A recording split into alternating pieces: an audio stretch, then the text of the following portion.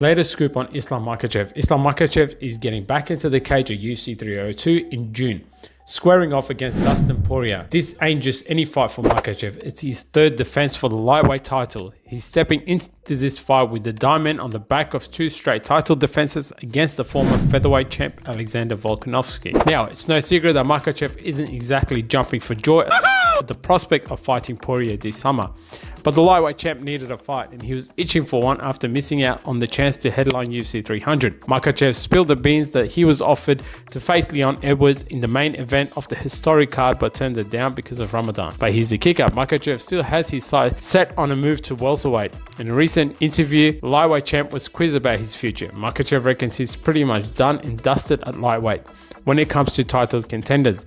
The Russian believes the pickings are slim. Having already notched up wins over Arman Tsarukyan and Charles Oliveira, Makhachev thinks he's got to square off with Leon Edwards soon. But before he can do that, he's got to get past Dustin Poirier in June. After that, Makhachev reckons he'll get one more title defense before moving up a weight class. Honestly, I don't have any excited fight because Dustin have just one fight win streak, and we have Arman. I already beat these guys. I don't have some job in my division, my opinion, honestly. And I think I have chance. They have to give me chance for the second belt because I already beat the old guy. Sonnen in DC. 165-pound class, is that something that we need? Well, according to DC, yes. On the recent episode of their show Good Guy and Bad Guy, Sonnen and DC discussed the idea of introducing the 165-pound class and having McGregor and Chandler compete for the title. While DC is all for it, Sonnen is not on board with McGregor versus Chandler having a 165-pound championship on the line. Here's what they had to say. They're going to do a 165-pound division. It should have a name attached to the weight class that is so big that it draws people's attention. Conor McGregor being that name. Michael Chandler, on the other hand, will benefit Chael from being in the right place at the right time, where these guys will then fight for the super lightweight championship of the world, because that's what I believe it is, because only 10 pounds heavier than 155. So let's call it super lightweight division. Move 170 to 180. To 175. Move 185 to 195, keep 205, put heavyweight. That's my thought. I believe Chandler said 165 pound title might be right place, right time for Iron Mike Chandler. And let's call it super lightweight, Chael. If you're so desperate for a belt, and I do understand the importance to a belt, particularly to cap off an evening, let's add a lineage to the BMF. We already have a belt. We don't need to bring it out once every 2 or 3 years. It's what the fans like. It's what the locker room likes. I'm just saying we don't need 65. What we need is Mac Holloway possibly to bump up there and put the BMF on the line, or for Max Holloway to step forward and tell the winner of Chandler Conor, I will see you 3 months later for the BMF. I like that idea better, partner, but you pivoting, very smart, and you do got me. If we're going to do it, these are the right guys to do it with. The introduction of a 165-pound division could potentially fill a significant gap in the UFC's weight classes. Currently, there's a 15-pound difference between the lightweight, which is 155 pounds, and welterweight, 170-pound divisions.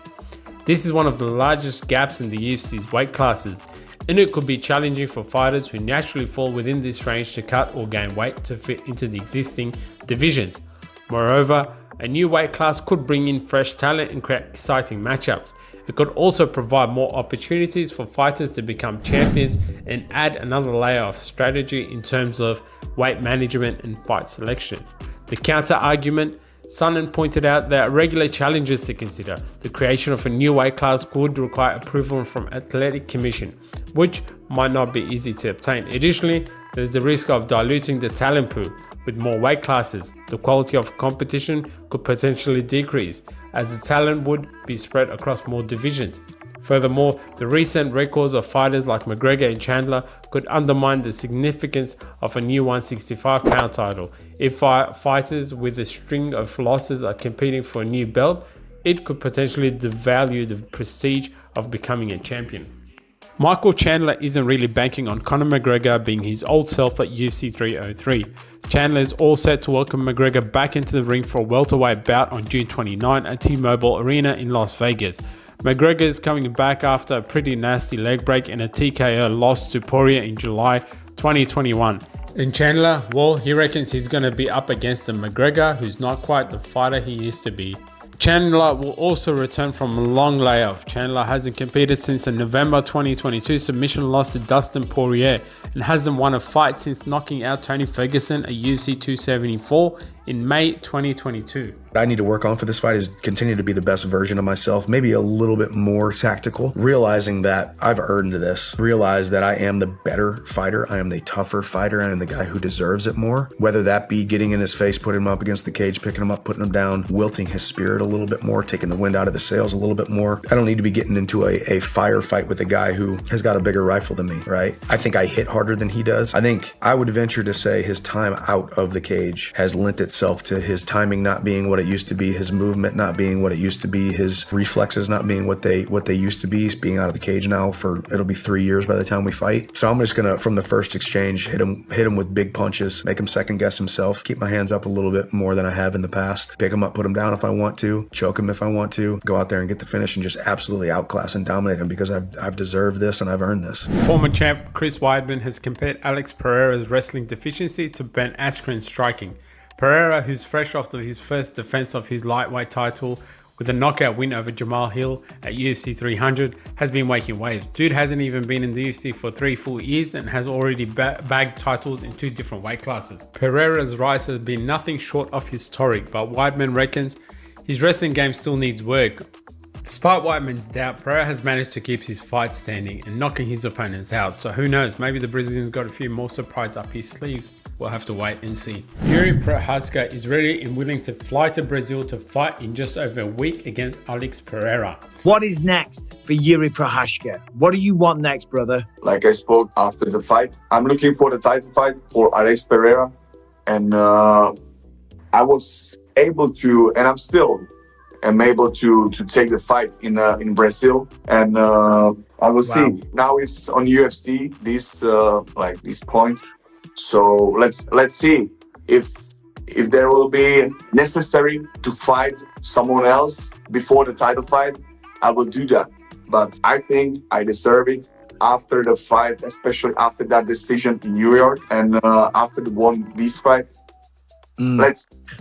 Have you spoken to the UFC? Have you told them, listen, I will fight Alex in 2 weeks? I told that to the interviews. Not to UFC, but I told that to manager who's in contact with UFC, with Hunter Campbell, with Dana White too. So the beef between Garry and Colby Covington is still ongoing for those who care. Garry, the Irish MMA fighter, has been upset with Covington for dragging his wife into their beef. Covington has been trying to get on Garry's nerves by aiming at his wife. In response, Garry challenged Covington to an I Quit fight, where the loser would have to retire. He stated, I challenge you to an I Quit match. Whoever says the word I quit has to retire. Garry also labelled Covington a peak underperformer for losing 3 world title fights. He said, I'm going to be the final chapter in your legacy of failure. I'm going to rid the UFC of Colby Covington for good, and I'm going to make MMA great again. Covington had previously called Garry's wife Layla a gold-digging whore and dared her to beg Covington to accept a fight with her husband. Garry is currently 14-0 in his MMA career, including 7-0 with 3 KOs under the UFC.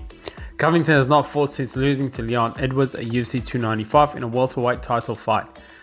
In the latest tit for tat, Garry has posted a video taunting Covington to sign the contract for a fight.